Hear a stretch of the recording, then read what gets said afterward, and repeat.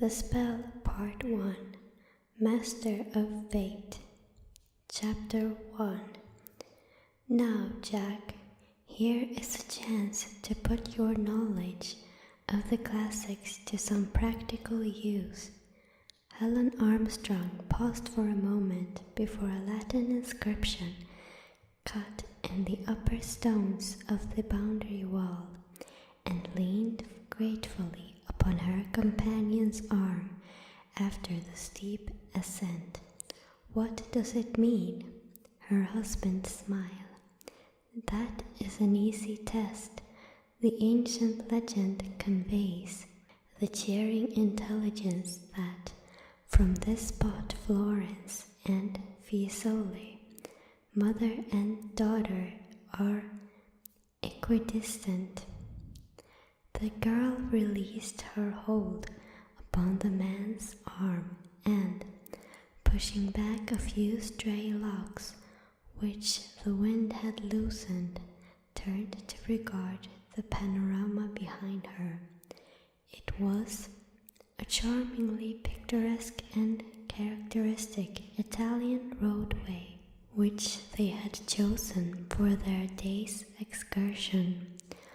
On either side stood plastered stone walls, which bore curious marks and circles, made who shall say when and by whom, remaining there as an atavistic suggestion of Etruscan symbolism. The whiteness of the walls was relieved by tall cypresses and ilexes, which rose high above them, while below the branches and reclining upon the stone top, a profusion of wild roses shed their petals and their fragrance for the benefit of the passer-by. In the distance, through the trees, showed the shimmering green of olive groves and vineyards covering the hillsides, yet yielding occasionally to a gay blossoming garden. And, as if to complete by contrast, the streaked peaks of Carrara gave a faint suggestion of their marble richness. In front, Fiesole rose, sheer and picturesque, while villas scattered here and there, some large and stately, some small, some antiquated and others modernized, gave evidence to the ancient Via della Piazzola still expressed its own individuality, as in the days when the bishops of old trod its paths, in visiting their see at the top of the hill. And Boccaccio and Sacchetti, with their kindred spirits, made its echoes ring with merry reveling, but inevitably turning again, the modern pilgrims saw far below them, and most impressive of all, the languorous city of flowers, peacefully dreaming on either side of the silver Arno.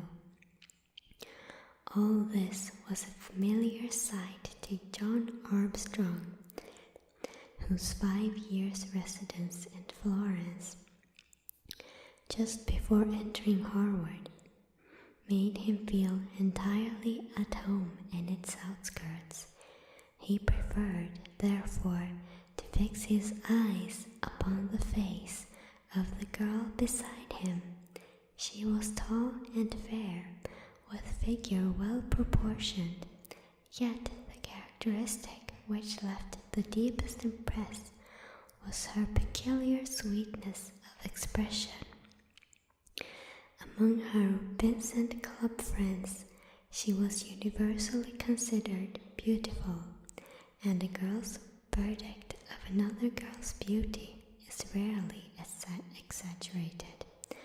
her deep, merry, grey eyes showed whence came the vivacity, which eyes made her the centre of an animated group, while the sympathy and understanding which shone from them explained her popularity.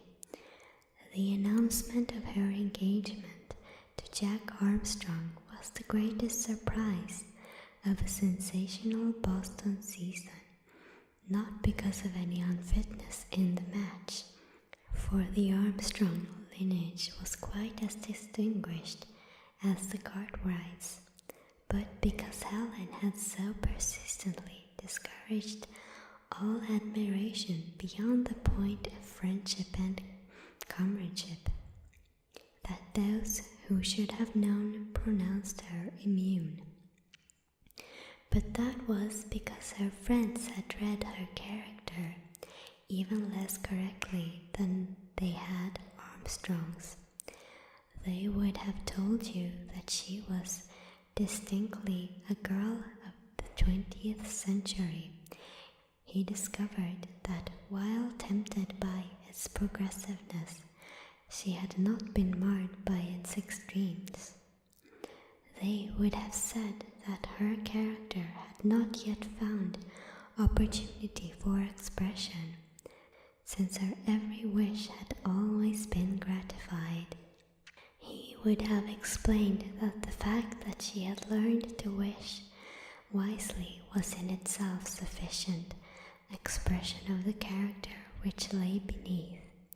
He watched her in the midst of the social life to which they both belonged, entering naturally, as he did, into its conventionalities as a matter of course, and he rejoiced to find in her, beyond the enjoyment of those everyday pleasures which end where they begin, a response to the deepest thoughts which controlled his own best expression. He could see that these new subjects frightened her a little by their immensity as he tried to explain them. He sympathized with her momentary despair when she found herself beyond her depth, but he was convinced that the understanding and the interest were both there as in an undeveloped negative. This same power of analysis which enabled him to discover what all could not surmise had separated Armstrong, in Helen's mind, from other men nearer her own age whom she had known. She could hardly have put in words what the difference was, but she felt that it existed, and this paved the way for his ultimate success. His personal attributes, inevitably tempered by the early Italian influence, marked him as one considerably above the commonplace.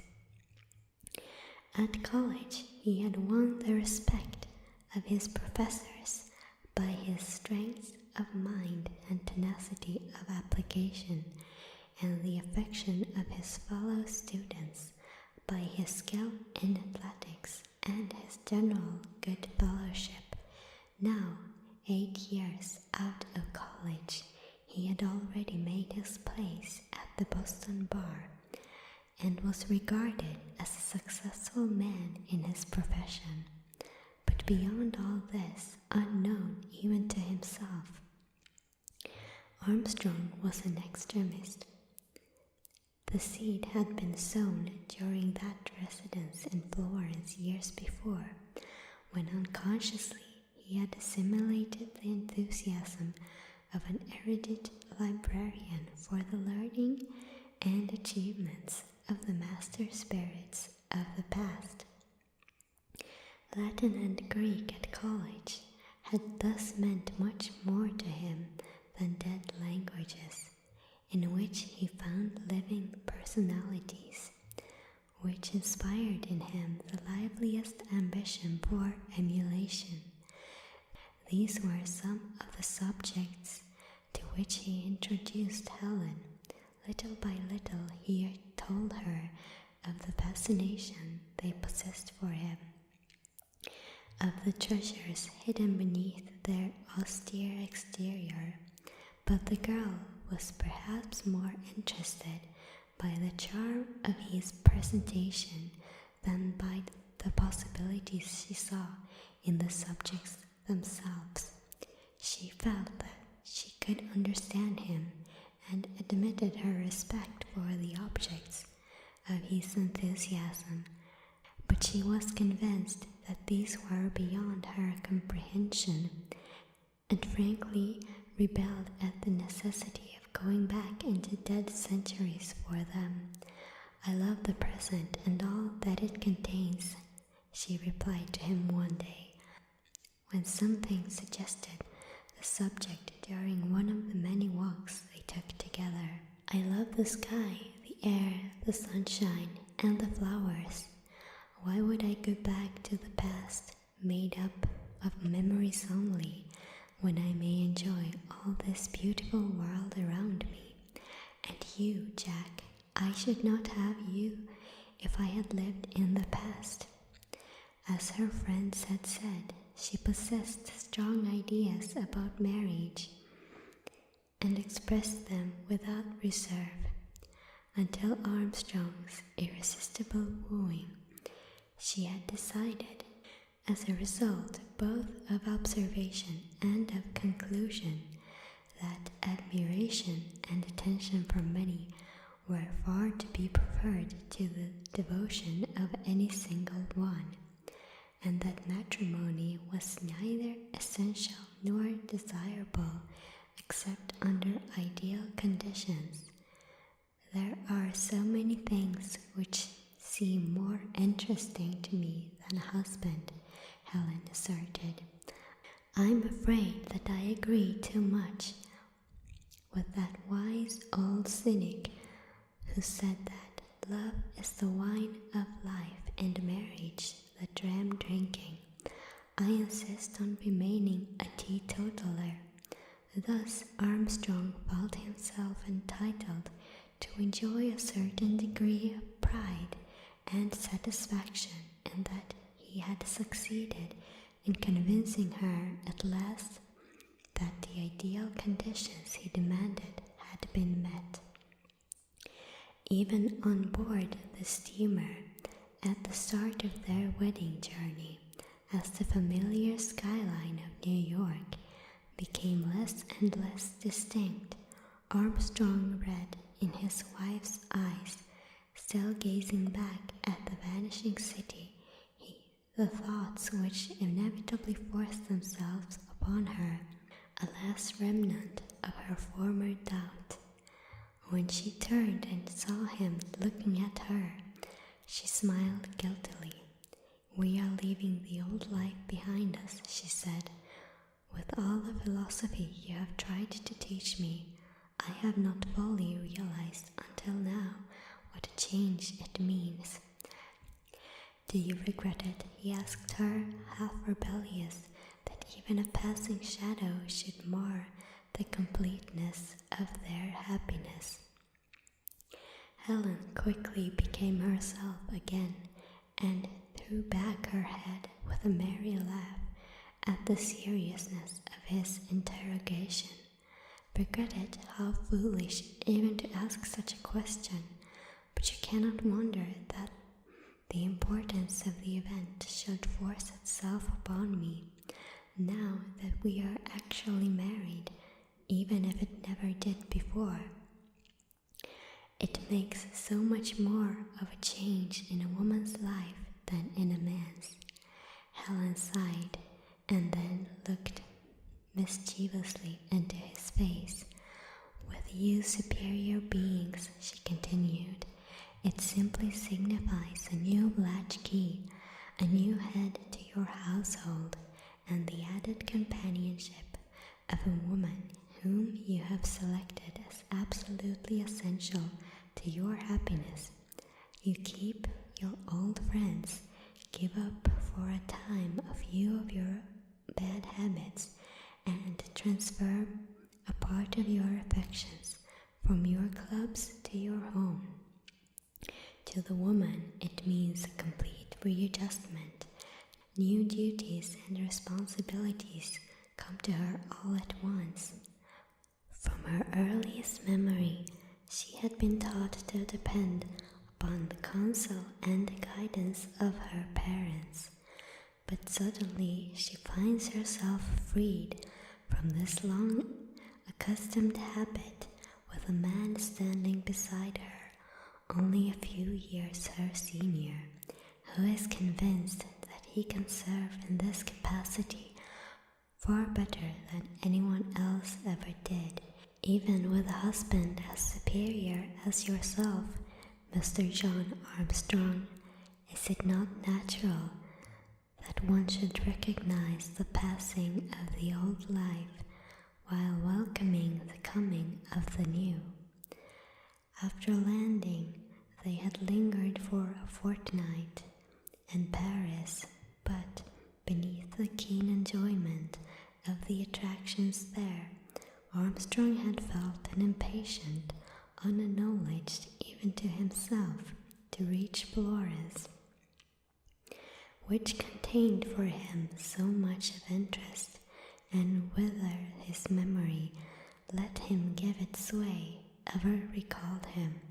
He felt that his de familiares were patiently waiting for him there, indulgent in spite of his long absence, yet insistent that their rights again be recognized. Having dropped his engrossing law practice, he yearned to take advantage of this opportunity, now near at hand, to devote himself to the girl he had won, and at the same time to gratify this long-cherished wish to study more deeply into the work of those early humanists who had foreshadowed and brought about that mighty thought revolution, the wonderful breaking away from the deadly pall of ignorance into the light and joyous and richness of intellectual life known as the Renaissance. Helen would no longer fail to understand them.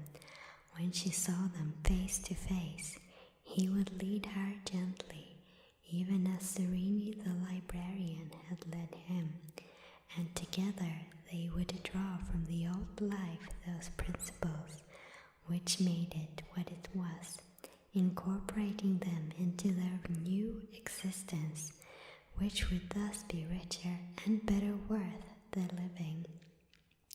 So now that he had actually reached his goal, it was natural that his contentment at finding himself in Florence with his wife was intensified by the joy of being again amid the scenes and personages which his imagination had taken out from the indefiniteness of antiquity and invested with a living actuality. The sharp contrast of his two great devotions came to John Armstrong as he stood at the crossroads on the edge of San Domenico. The one had exerted so powerful an influence on what he was today. The other must influence his future to an extent even greater. The one, in spite of the personality with which he had clothed it, was as musty and antiquated as the ancient tomes he loved to study. The other, as she stood there, her cheeks aglow after the brisk walk, her face animated with enthusiastic delight, seemed the personification of present reality. What a force the two must make when once joined together, contributing each to the other those qualities which would else be lacking. "I must take you yet a little higher," Armstrong urged at length. "These walls still cut off much In a few moments more, they had partly ascended the Via della Fisolana, which at this hour was wholly deserted. With a sigh, half from satisfaction and half from momentary fatigue, Helen turned to her companion. She caught the admiration which his face so clearly reflected, but, womanlike, preferred to feign ignorance of its origin. Glancing about her, she discovered a rock half hidden by the tall grass and wild poppies, which offered an attractive resting place. Seating herself, she plucked several of the brilliant blossoms and began to weave the stems together. At last she broke the silence. "Why are you so quiet, Jack?" "For 3 reasons," he replied promptly. "This walk has made me romantic, poetic, and hungry." Helen laughed heartily. "I am glad you added the 3rd reason, for by that I know that you are mortal. This wonderful air and the marvelous view affect me exactly as a fairy story used to, years ago. When I turned, I fully expected to find a fairy prince beside me. You confessed that you are romantic, which is becoming in a 5-weeks-old husband, but why poetic?" "Poetry is but spoken painting," quoted Armstrong, smiling, "and I should be pleased indeed were I able to put on canvas the picture I now see before me. Since you cannot do that, suppose you write a sonnet." Armstrong met her arch smile firmly. The girlish abandon under the influence of new surroundings awoke in him a side of his nature which he had not previously realized he possessed. Stooping, he gently held her face between his hands and looked her deep into her responsive eyes before replying. "Say, from what vein did love procure the gold to make those sunny tresses? From what thorn stole he the rose, and whence the dew of morn, bidding them breathe and live in beauty's mold? What depth of ocean gave the pearls that told those gentle accents, sweet though rarely born? Whence came so many graces to adorn that brow more fair than summer skies unfold? Oh, say what angels lead, what spheres control the song divine which wastes my life away? Who can with trifles now my senses move? What sun gave birth unto the lofty soul of those enchanting eyes whose glances stay to burn and freeze my heart, the sport of love?" Helen made no reply for several moments after Armstrong ceased speaking. Then she held out her hand to him and looked up into his face. "I never knew before that you were a real poet," she said quietly. "I wish I were, and such a poet, my precious betrothed, for whom you profess so little fondness, is responsible for the most splendid tribute ever paid to woman." Helen was incredulous. That sanctimonious old gentleman, with the laurel leaves on his head and the very self-confident expression on his face. Armstrong nodded.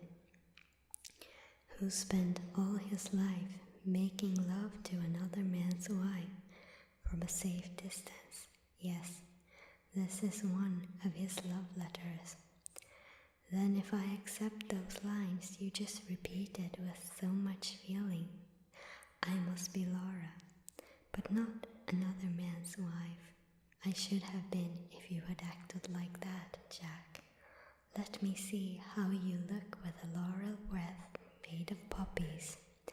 She drew his head down and tied the flowers about his forehead.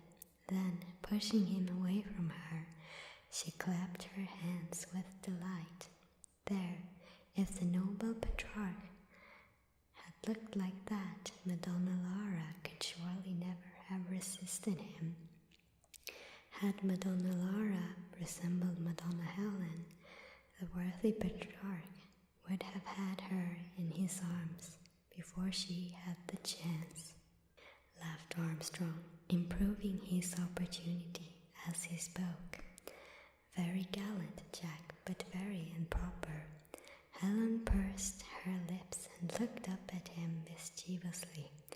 But let us forget your musty old antiquities and talk in the present. Do you realize this is the end of our honeymoon?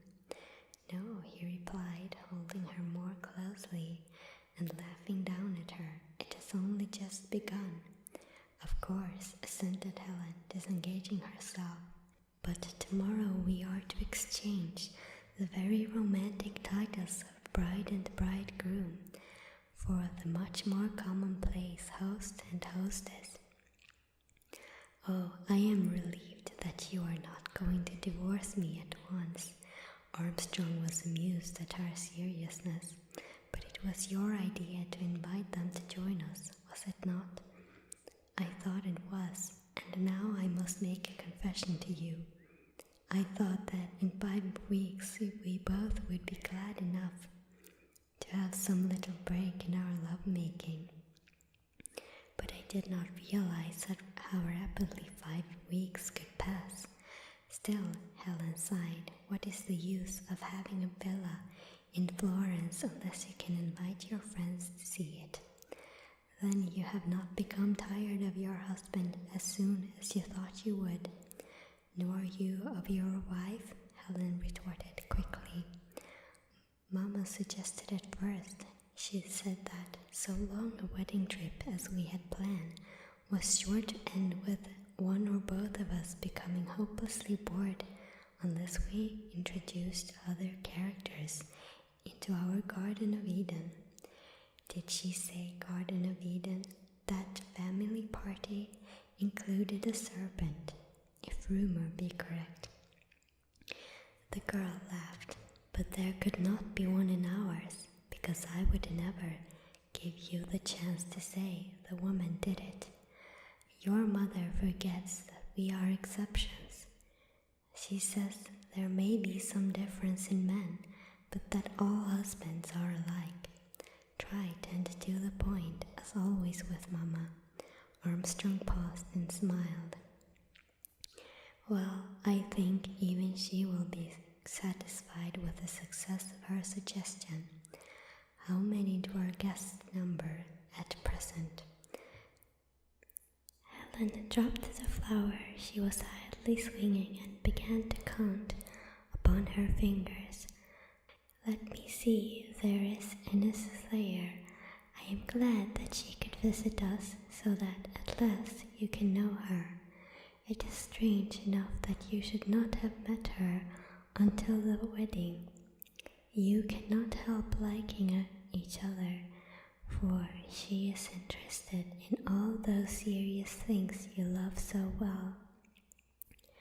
The girls used to make sport of our devotion at school, because our dispositions are so unlike. She is thoughtful while I am impulsive. She is carried away with anything which is deep and learned, while I, as you well know, have nothing more important in life than you and my music. Helen paused for a moment thoughtfully. Sometimes I wish I could really interest myself in those ancient deities you worship. You could if you only knew them as I do, he urged quietly. The present is the evolution of the past, but it has been evolved so fast that many of the old-time treasures have been forgotten in the mad pace of everyday life. can't remember everything, Helen replied. There are not hours enough in the day. I can't even find time to read our modern writers as much as I wish I could, and I think one ought to do that before going back to the ancients. All modern literature is based upon what has gone before, insisted Armstrong. Wait a moment. Helen's face again became thoughtful. I have it, she cried triumphantly. The gardens of Sicily are empty now, but the bees still fetch honey from the golden jar of Theocritus. That is what you mean, is it not? I remember that from something of Lowell's I read at school. Splendid, he laughed with delight. Who dares to say that you are not in sympathy with the past? He bent his head down close to hers. Would you not prefer to hold those golden jars in your very hands, sweetheart, rather than merely read about them? But, Jack, the gardens of Sicily are empty now. Think how lonesome we should be. Helen threw back her head and drew in a long breath of exhilarating air. Armstrong was still insistent. I wish I could make you see it as I do, he said. The present of today is bound to be the past of tomorrow. What I want to do is to assimilate all that the past can give me, so that I may do my part, however small, toward giving it out again, made stronger and more effective because of its modern application, thus helping this present to become worthy of being considered by those who come after us. Helen looked up at him with undisguised admiration. Oh, Jack, that sounds so wonderful, and I wish I could enter into it with you. But I simply cannot do it. Inez will be just the one. At school, as I told you, she went in for the classics and all that, while I wasn't there to be finished. Don't look so disappointed, Jack. Truly, I would if I could. I shall not give you up yet, he answered, smiling at Helen's intensity, notwithstanding his genuine regret. Tell me something more about Miss Thayer, since you insist upon her becoming your substitute. Inez is a darling, in spite of her superiority, Helen replied gaily. And I simply could not have been married without her for a bridesmaid. She would have sailed 2 weeks earlier, except for our wedding. As it was, she came over with her cousins, and has been traveling with them until time to join us here at the villa. The pastor is still devoted, I judge. Poor Ferdinand. His persistency has quite won my sympathy. He simply will not take no for an answer, but travels back and forth between Boston and Philadelphia like any commercial traveler. Going over, he has a bunch of American beauties under one arm and a box of bonbons under the other. Returning, nothing but another refusal to add to those Inez has already given him. He is not a bad sort of chap at all when you get past his peculiarities, Armstrong added. Ferdy is a splendid fellow in his own way, assented Helen warmly, and any girl might do a great deal worse than marry him, but he is not in his style at all. I believe our trip to Europe is really to get away from him. I know he thinks that is the reason, and is simply inconsolable. The pastor would be a good match, remarked Armstrong thoughtfully. He has plenty of money and plenty of leisure, and he ought to be able to make his wife fairly comfortable. But that is not what Ines wants. She has great ideas about affinities, and Ferdy does not answer to the description. Then there is your Uncle Peabody, Armstrong prompted helpfully. Yes, there is dear Uncle Peabody. You will enjoy him immensely. Does he live up to his reputation of a man with an ism? Oh, Jack, someone has been maligning him to you. That is because he is the only original member of our family, and really the most useful. Indeed, if that is your estimate of him, it shall also be mine.